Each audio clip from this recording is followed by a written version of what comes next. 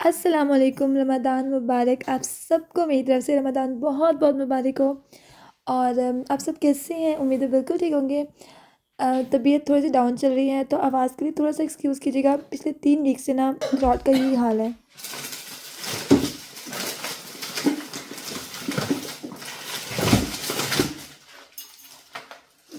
तो I was waiting कि मेरा गला ठीक हो, तो फिर मैं वीडियो जो है ना अपलोड करूँ, वॉइस ओवर करूँ।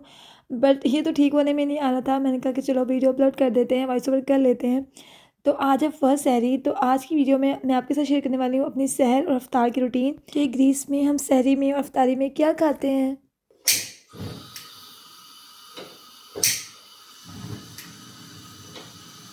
बाकी इंशाल्लाह मैं आगे चल के भी आपके साथ अपनी रूटीन शेयर करती रहूँगी।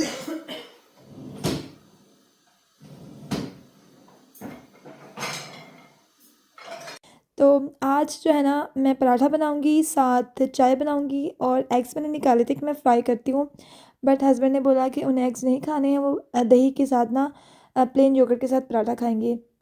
तो अभी मैं सिर्फ पराठा बनाऊँगी और साथ चाय बनाऊँगी। और पराठा ना मैंने आंटी आती है मेरी हेल्पर ना वीक में 1 दफ़ा। तो इस वीक में ना मैंने उनको 2 दफ़ा बुलाया था। एक दिन मैंने उनको क्लीनिंग के लिए बुलाया था और एक दिन मैंने उनको बुलाया था कि वो ना कुछ पराठा बना के ना फ्रीज़ करवा लिए थे मैंने उनसे। कुछ दाल वाले पराठा, कुछ आलू वाले और कुछ प्लेन। कि ना कभी कुछ डेज़ ऐसे होते हैं कि ना लेट उठते हैं, नहीं उठा जाता। बच्चों के साथ ना कभी रूटीन ना ऐसी हुई होती है, कभी हम लेट सो रहे होते हैं। तो फिर ना टाइम अगर कम भी होना तो फिर मैं क्विक से बना लूँ।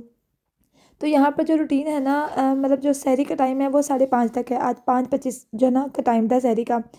तो मैं उठती हूँ 1 आवर बिफ़ोर उठ जाती हूँ, क्योंकि बस मैंने और हस्बैंड ने करना होता है। तो बच्चे तो छोटे हैं अभी। तो फिर मेरे पास ना 1 आवर मेरे पास इनफ होता है, जिसमें मैं ना सहरी अपनी तैयार कर लेती हूँ। और सहरी का टाइम मुझे इतना अच्छा लगता है, इस टाइम इतना सुकून होता है। हाँ, पाकिस्तान की सहरी मैं बहुत मिस करती हूँ। जब हम सुबह उठते थे और मस्जिद से आवाज़ें आ रही होती थी, वो इतना अच्छा लगता था, इतना रिलैक्सिंग फ़ील होता था। वो तो यहाँ पर नहीं है, बट फिर भी सहरी के टाइम में एक अलग सा सुकून होता है। और रमज़ान का महीना ना पूरा ही एक ऐसा मतलब इतना बरकत महीना होता है ना, कि आपको लग रहा होता है कि जैसे आप जो माँग रहे हैं ना, वो आपको मिल जाएगा। जो आप बोल रहे हैं, अल्लाह ताला सुन रहे हैं। तो ये महीना बहुत बाबरकत होता है। अल्लाह ताला आप सबके लिए ढेर सारी आसानियाँ करें और आप सबकी जो भी मुश्किलात हैं वो अल्लाह ताला दूर कर दें। और हमेशा आप खुश रहें, आबाद रहें। कोई भी त्योहार आता है, रमज़ान या ईद, शब बारात, कुछ भी, ये वो दिन होते हैं जब आपको ना अपने बहुत याद आते हैं, अपने बहन-भाई, अपने माँ-बाप, और जो इस दुनिया में नहीं है वो भी बहुत ज़्यादा याद आते हैं। तो बस कुछ टाइम ऐसा होता है कि दिल उदास भी हो जाता है। तो वो वक़्त भी बहुत याद आता है कि जब हमसे उठा नहीं जाता था और मामा सारा कुछ बना के ना रेडी कर लेती थी और फिर हम उठते थे। और तब भी उठना इतना मुश्किल लगता था और लगता था कि बस हम ना कभी कर नहीं सकेंगे ना। और अब जो है वो सब चीज़ें आराम से हो जाती हैं, सब चीज़ें कर भी लेते हैं, उठा भी जाता है और हैप्पीली सब चीज़ें कर रहे होते हैं। और रात को भी जब मैं अलार्म लगा रही थी, तो मुझे याद आ रहा था कि कभी भी ऐसे अलार्म नहीं लगाते थे हम लोग, तो क्योंकि पता होता था कि मामा हैं, वो सब कर लेंगी, मम्मी उठा भी देंगी। तो बस उठते थे और खाते थे सहरी, नमाज़ पढ़ के फिर सीधा हम लोग सो जाया करते थे और उठा ही नहीं जाता था। तो अब जो है वो अलार्म मैंने लगाया, तो सुबह जब अलार्म रिंग हुआ है तो फिर मैं आराम से उठ गई थी। मुझे पता था कि मैंने करना है, अगर मैं लेट हो गई या आँख लग गई तो फिर यही ना हो कि टाइम गुज़र जाए।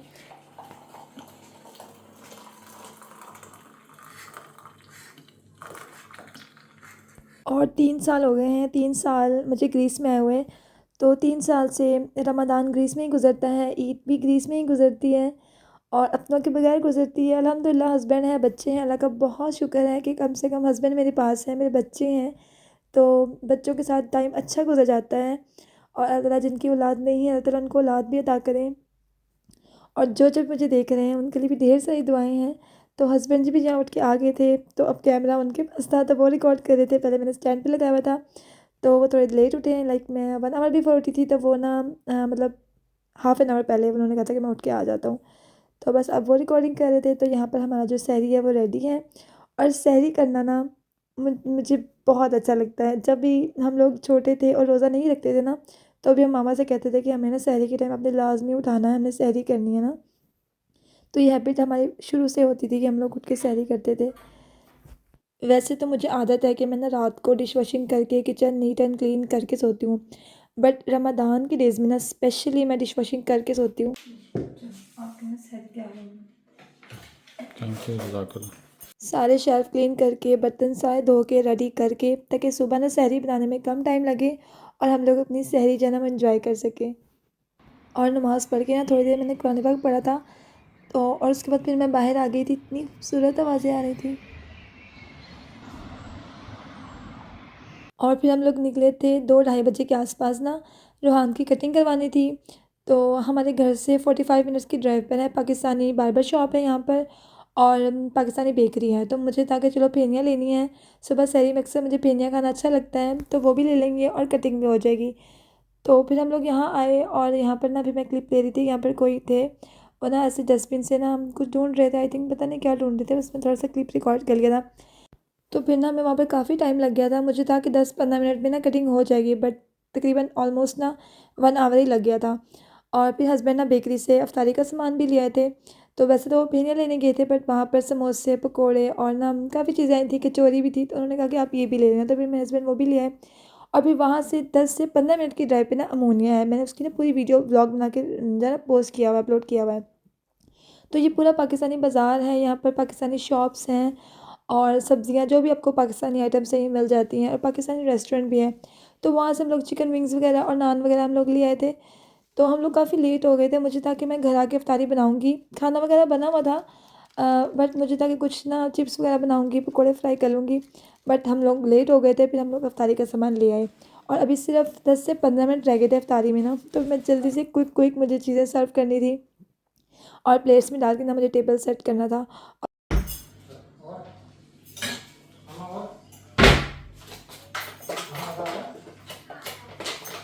और ये तो मैंने अभी देखा था कि हस्बैंड ना दही भल्ले भी लेके आए थे। और ये मीठी चटनी मैं पता नहीं कितने सालों के बाद खा रही हूँ। जब पाकिस्तान में होते थे तो ना समोसे के साथ या कचौरियों के साथ ना रायते के साथ ये मीठी चटनी आती थी। और आज मैंने जब नज़र आई तो मैं बहुत एक्साइटेड हो गई थी कि यार मैं इतने दिन के बाद ना आज कचौरी के साथ ये रायते के ऊपर ना मीठी चटनी डाल के खाऊँगी। तो ये है जी हमारा इफ्तार का टेबल। अल्हम्दुलिल्लाह, अल्लाह ताला का बहुत शुक्र और बहुत करम है। और आज जो है ना कुछ बनाना भी नहीं पड़ा है, और अल्लाह ताला ने मेरे अल्लाह ने सारा जो है ना मेरा टेबल सजा दिया है, अल्हम्दुलिल्लाह।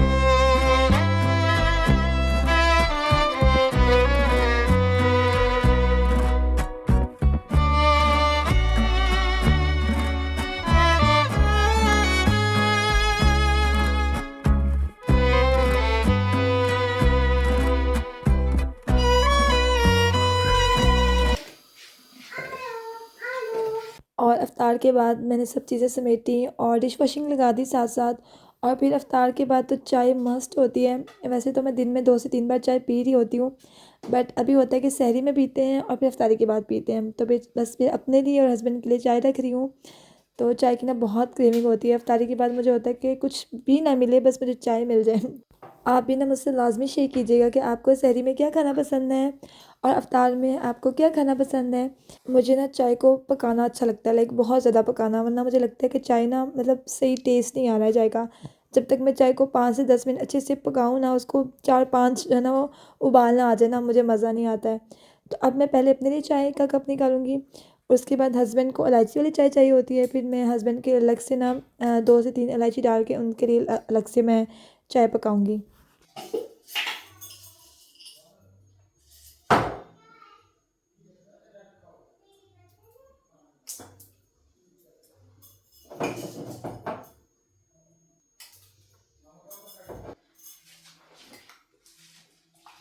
क्या कैमरा में मैं भी नहीं आ रही हूँ। तो जी चाय हमारी हो गई है रेडी। आप भी चाय बनाएं और एंजॉय करें। फिर मिलूंगी आपसे एक नेक्स्ट वीडियो में। अंटिल देन रखिएगा ढेर सारा ख्याल। अल्लाह हाफिज़। क्या आज ना ठंडी है ना।